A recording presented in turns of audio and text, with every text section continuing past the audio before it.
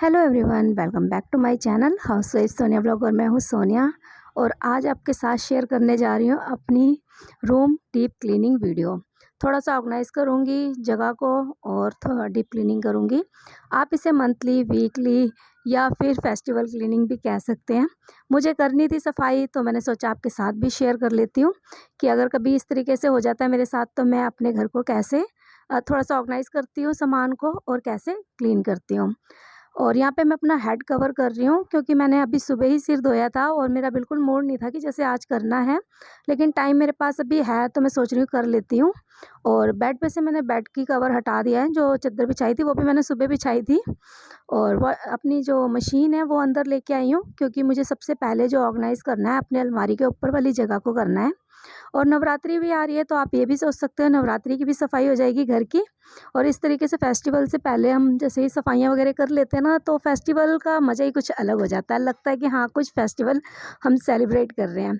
और नवरात्रि जैसा तो हमारे लिए तो एक ये नया साल शुरू हुआ है हिंदू कैलेंडर के हिसाब से, तो इसलिए बनती है सफाई। और इधर जो सामान पड़ा है ना, ये जगह हमारा एक टेम्परेरी स्टोर रूम आप इसे कह सकते हो।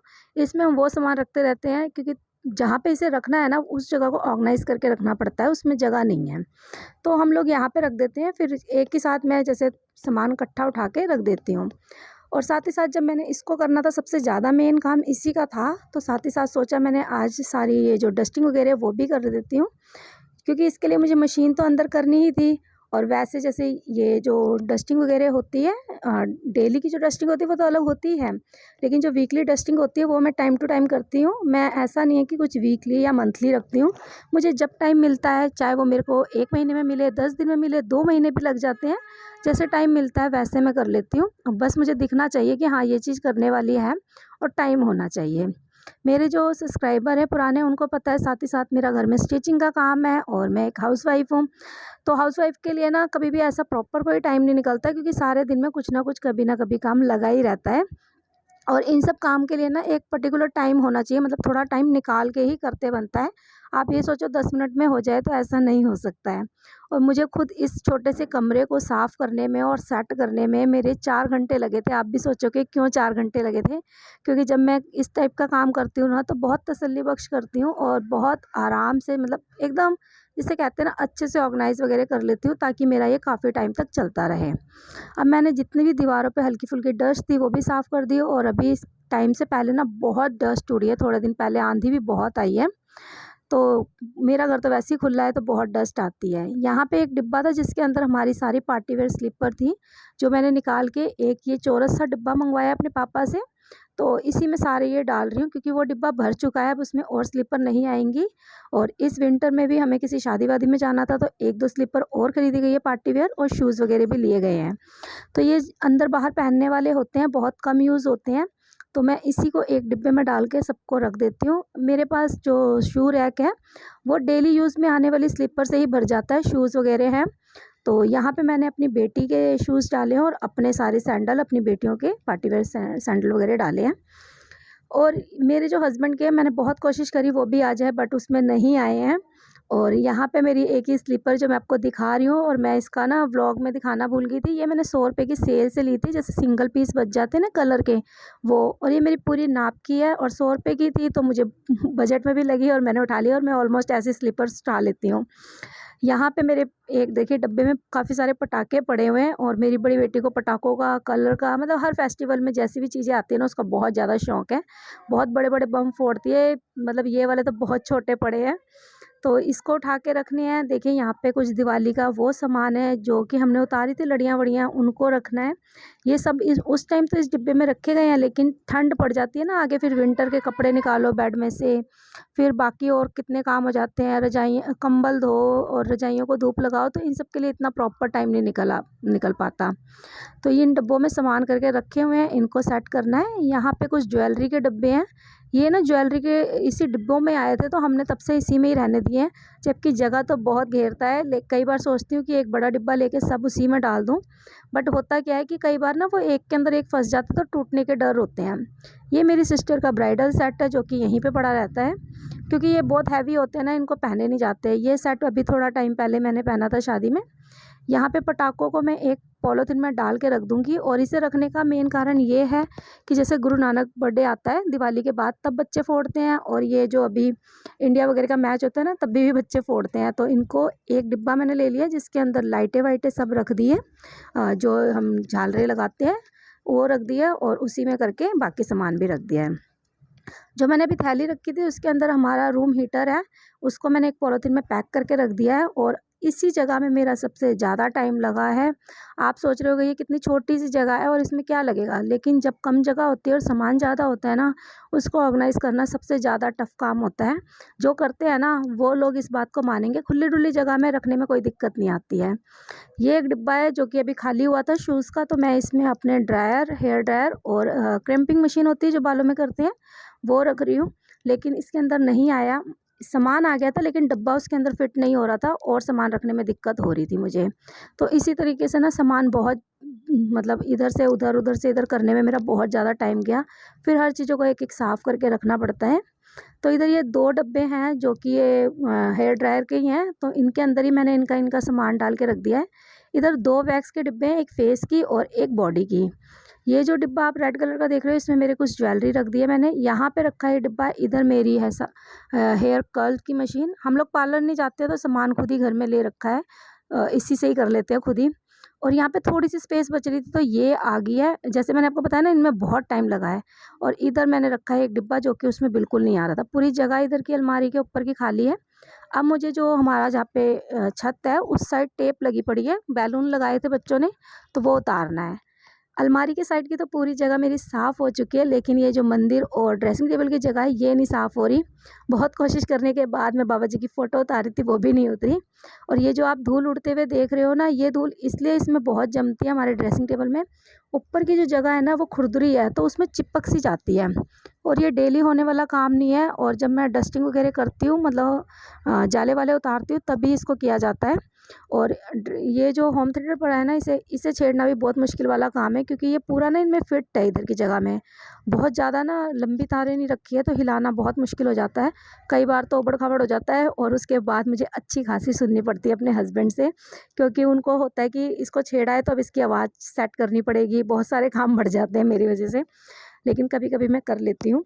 और इसे अच्छे से सारा साफ़ करके इसके ऊपर का कपड़ा हटा दिया है। कपड़ा मैं बाद में डालूँगी, क्योंकि 1-2 कपड़े मैंने रखे हैं बनाने के लिए, और जो इसके साथ के हैं वो गंदे हो चुके हैं, और एक पड़ा है वो मुझे अभी याद नहीं आ रहा है कहाँ है, तो उन सबको निकालना भी बाकी है। फिर मेरे पास सिर्फ एक ही इधर इस काम दीवार था पे भी अच्छे जो से गीले पूरी कपड़े डस्ट से को मैं साफ कर दूंगी। डस्टिंग मेरी करती हूँ रेड वो वाली वाला, दीवार पे बिल्कुल भी क्योंकि धूल पता देखिए नहीं होता लगती है, क्या ये है, हमने हम खुद ही जितना पेंट मर्जी करी झाड़ू थी। लगा ले लेकिन बट गीले कपड़े से जब साफ झाड़ू मारो करना ना ही उसके पड़ता है। बाद पता लगता है कि सच में इसीलिए इस मैं पे कहती डस्ट हूँ कि थी। जब टाइम तो इसी मिले ना तरीके से तभी मैं काम अपने कर घर में लेना चाहिए। जितनी भी अगर हम ये दीवार सोचेंगे ना बची वीकली या खुची मंथली है, बाकी करेंगे पे तो तो सामान लगा काम पड़ा है, बहुत तो ज़्यादा बढ़ सारों पे जाता है। इधर एक बार एसी झाड़ू लगा था मार जो दूंगी, कि मेरा जिससे सेकंड जहाँ हैंड पे था, हाथ ना भी खराब जाए हो चुका है, उसे मैंने डस्टिंग हटा दिया करते है, हुए, बस सेल करने तो के लिए झाड़ू से रहता है वो। उतर जाए।